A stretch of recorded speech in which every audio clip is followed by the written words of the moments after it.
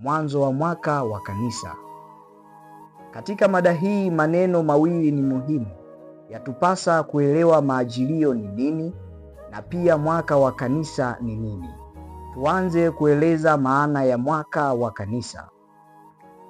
Tunafahamu mwaka wa kawaida huanzia tarehe 1 Januari na huishia tarehe 31 Disemba.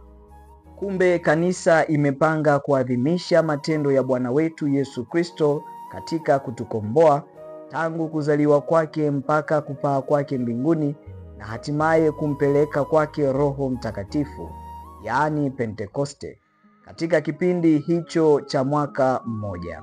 Kwa hiyo mwaka wa kanisa pengine huitwa mwaka wa liturujia. Ni maadhimisho ya kiliturujia katika mwaka mzima, kuanzia kuzaliwa kwake Yesu mpaka tendo la kumpeleka Roho Mtakatifu. Basi mwaka wa kanisa hauanzi tarehe 1 Januari bali na Dominika ya kwanza ya Majilio. Maadhimisho hayo ya kiliturujia katika mwaka mzima yamejengwa hasa katika matendo makubwa mawili ya Bwana wetu Yesu Kristo: tukio la kuzaliwa kwake na tukio la kuteswa, kufa na kufufuka kwake mpaka Pentekoste. Katika kuadhimisha liturujia, matukio hayo makubwa yamekuwa na vipindi vya kujiandaa, kusali kwa bidii na kwa makini ili kuwawezesha waamini kuadhimisha vema matukio hayo mawili. Tukio la kuzaliwa kwake Yesu linaadhimishwa katika sherehe ya Noeli au Krismasi hapo tarehe 25 Desemba. Kipindi cha kujiandaa kwa sherehe hiyo ya kuzaliwa Bwana huitwa Majilio. Tendo la kufa na kufufuka kwake, yaani Pasaka, halina tarehe maalumu, hutegemea mwezi kuwa kamili mwishoni mwa Machi au mwanzoni mwa Aprili. Kipindi cha kujiandaa kwa sherehe hiyo huitwa Kwaresima. Baada ya kuadhimisha sherehe ya Pasaka kwa siku 50, kanisa huendelea kuadhimisha fumbo hilo la Pasaka katika ujumla wake wakati wa kipindi cha Dominika za mwaka. Jumla ya Dominika za mwaka ni 34 au 33. Dominika ya mwisho tunaadhimisha sherehe ya Yesu Kristo mfalme wa ulimwengu. Pamoja na kuadhimisha matendo makubwa hayo ya ukombozi, liturujia huadhimisha pia sikukuu za watakatifu mbalimbali. Mtakatifu anayeshika mahali pa kwanza kati ya wote ni Mama Bikira Maria, kwa sababu yeye ni mama wa Bwana wetu Yesu Kristo. Kisha hufuata Mtakatifu Yosefu mumewe, Mtakatifu Yohane Mbatizaji na mitume Petro na Paulo na wengine. Umuhimu wa Majilio. Tangu karne za awali za Ukristo, uongozi wa kanisa umeweka Dominika 4 za Majilio ili kujiandaa kuadhimisha Noeli au Christmas. Kwa vile sherehe ya Noeli imewekwa tarehe 25 Desemba, basi kurudi nyuma Dominika 4 ni za maandalizi kwa sherehe hiyo. Na Dominika ya kwanza ya Majilio ni mwanzo wa mwaka wa kanisa, yaani ndo sherehe kwa kanisa kuanza mwaka mpya. Neno Majilio linatokana na neno kuja, ujio. Majilio ni kipindi cha kutazamia na kujiandaa kwa ujio wa Bwana wetu Yesu Kristo.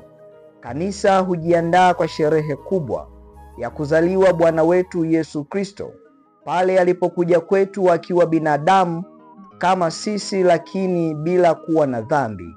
Rejea Waebrania sura ya 4 aya ya 15. Hata hivi, sherehe ya kuzaliwa kwake Bwana imetanguliwa na sherehe ya kutangazwa kuzaliwa kwake tarehe 25 Machi, pale Mama Bikira Maria alipopewa habari ya kuwa mama wa Bwana. Rejea Injili ya Luka sura ya 1 aya 26 hadi ya 38.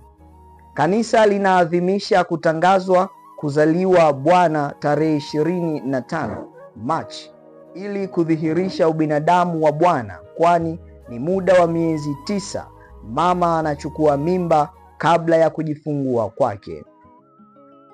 Kipindi cha matumaini. Majilio ni kipindi cha matumaini. Kinatuweka katika kutumaini kuja kwake Masiha. Katika Agano la Kale, Waisraeli walikuwa wakisali kumngoja Masiha.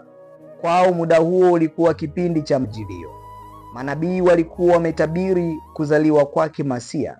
Rejea kwa mfano kitabu cha Kumbukumbu la Torati sura ya 18 aya 15 na Isaya sura ya 7 aya 10 hadi ya 14 na ile sura ya 11 aya ya kwanza hadi ya 9 na kitabu cha Mika sura ya 5 aya ya 2 hadi ya 6. Nabii Isaya kwa namna ya pekee alikuwa ametabiri mambo mengi kuhusu Masiha, sio tu kuzaliwa kwake bali pia kuhusu Masiha atakuwa mtu wa namna gani. Hatimaye Masiha alikuja pale alipozaliwa na mama Bikira Maria.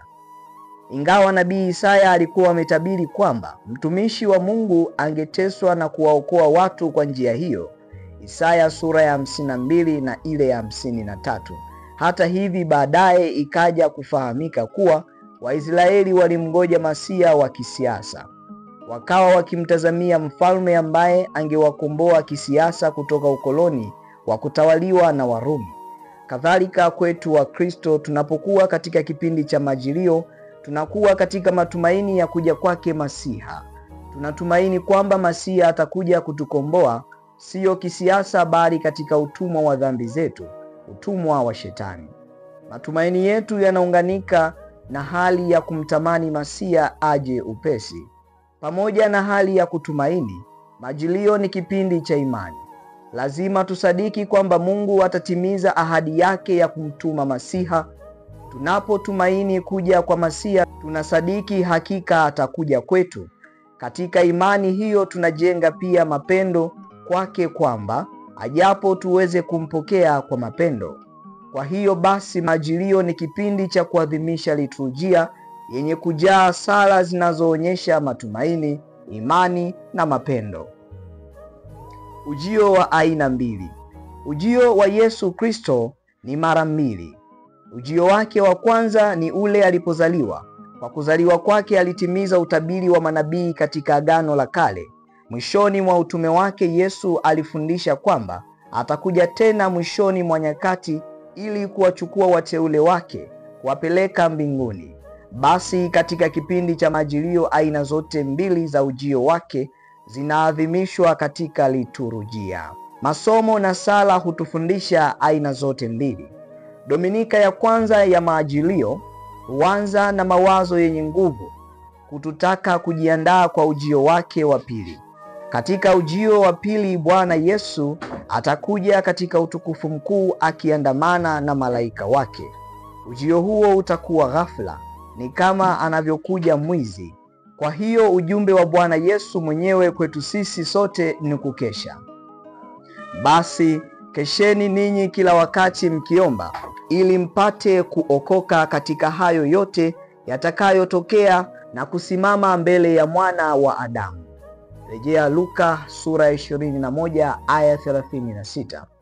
Kukesha maana yake kujiweka daima katika hali njema ya kumpokea Yesu atakapokuja ghafla siku ya mwisho. Kukesha ni kutimiza wajibu wetu kila wakati. Tunapojikuta katika dhambi, yatupasa kusimama mara kwa njia ya sakramenti ya kitubio na upatanisho. Wazo la kujiandaa kwa ujio huo wa pili wa Bwana hurudiwa mara nyingi mwanzoni mwa Majilio. Tunapoanza sehemu ya pili ya kipindi hicho cha Majilio, hasa kuanzia tarehe 17 Desemba, masomo na sala za kiliturujia hutuelekeza kujiandaa kwa ajili ya ujio wake wa kwanza. Tunapoadhimisha kuzaliwa kwake, liturujia hutuweka tayari kuadhimisha sherehe ya kuzaliwa kwake. Majilio mwaka hadi mwaka. Kila mwaka watu huongezeka umri na kukua. Katika maisha ya kiroho pia tunapaswa kukua na kuimarika zaidi katika yale matumaini ya kumngojea Bwana. Inatupasa kumwomba Mwenyezi Mungu atuimarishe, tuwe na imani thabiti. Upendo wetu uzidi kukua siku hadi siku, mwaka hadi mwaka. Kubaki katika hali ile ile katika imani tuliyokuwa nayo tulipoadhimisha Majilio ya mwaka juzi au mwaka jana ni kasoro kubwa. Ni kufanana na mtoto aliyedumaa, asiyekuwa kimwili wala kiakili.